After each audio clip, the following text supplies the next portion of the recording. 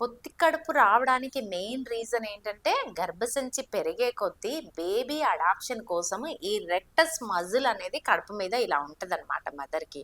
ఆ మజిల్ డిస్టెండ్ అవుతది. దీన్నే డయాస్టాసిస్ రెక్టై అని అంటాం.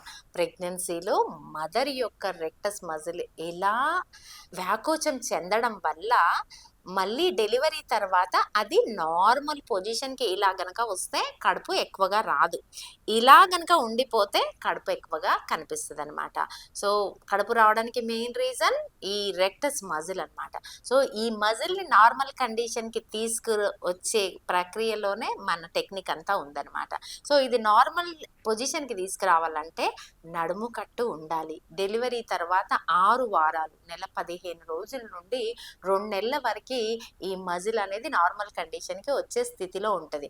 సో, ఆ స్థితిలో గనక మనము బెల్ట్ గానీ, లేదనంటే నడుము కట్టు గానీ కట్టుకుంటే గనక ఆ మజిల్ అనేది నార్మల్ పొజిషన్‌కొచ్చి మనకు కడుపు ఎక్కువగా కనబడకుండా ఉంటది.